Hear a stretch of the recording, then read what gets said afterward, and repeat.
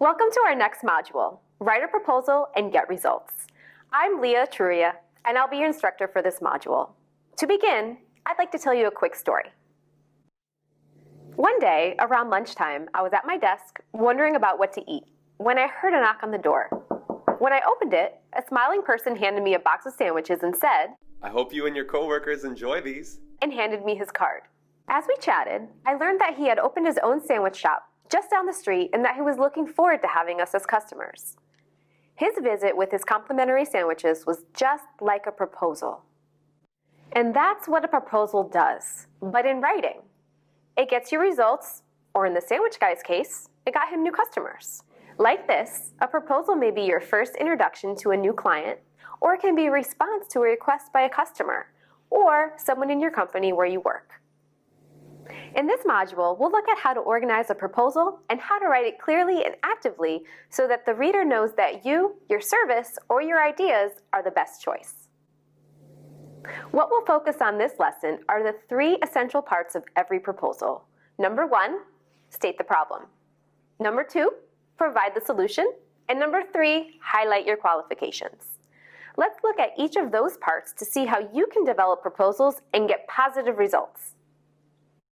First, state the problem. Show your readers that you know the problems they face and send the message that you are thinking about them. That way, you will grab their attention. Let's look at the sample of a proposal from a wedding photography service. Your wedding day is a day that you want to cherish forever. So it's a day that requires the perfect photographer. It's your day, and the last thing you need to worry about is your photographer. But choosing that perfect person is the challenge. Does this describe a problem? Yes. This is a clear and straightforward statement about the situations all couples face when they start planning their weddings. But they don't have the expertise to do it. They need help, and this statement makes them feel confident that the writer understands them and can help them. In order to be able to state the problem, you have to know it. So before you write your proposal, you need to do some market research. As you do, the questions that you ask your clients, community contacts, coworkers, and the answers you get will give you the information you need to write a strong problem statement. You can ask questions like, what is your goal? What are the difficulties? When do you need to get started? How fast do you need this done? What is your number one priority? Going back to our last example, this part reflects the answer to this question, and this part reflects the answer to this question. Now that you've stated the problem, your next step is to provide the solution. In this part of the proposal, you describe your product, service, or idea and explain how it can resolve the reader's problem.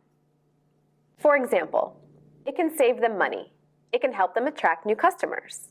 It can make their big event perfect. It can help their businesses be more efficient. Whatever the problem is, you can help them solve it. Let's look at a sample solution section now, this time from a website developer. At ABC Design, we are proud to create websites for our local businesses. Our web design and development team builds attractive, interactive, and easy-to-run, easy-to-use websites. We'll have yours ready when you need it at a price you can afford. When you state your solution like this, readers will also feel confident about you and your services, and they'll be open to your solution. Let's do a review of what active writing looks like. Which one is active and clear? A, most of the work will be accomplished according to your schedule. B, our team will complete the work on time, when you want it. If you picked B, you are correct. Why don't you try writing your own active and clear sentence stating a service you provide? Now, let's look at the third essential part of every proposal. Highlight your qualifications. In this section, you clearly state important facts and figures about you or your company. This can include information about years of experience, reliability, and reputation. Here are some examples. We have photographed weddings for over 10 years. We keep costs down and maximize your budget, whether it's $1,000 or $10,000. Our staff of writers, designers, and site developers have created and built more than 300 unique websites. We have over 500,000 downloads since we launched our first app. Our hundreds of happy customers are our best publicity. You try this time. Let's review what we looked at in this lesson. Our main focus was how to organize a proposal so that we can get positive results. Do you remember the 3 key components to a good proposal? That's right.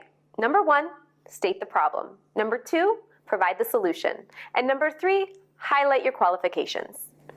In our next lesson, we'll look at more ways to write actively by focusing on verb tense and parallel structure. Don't miss it. I'll see you again soon.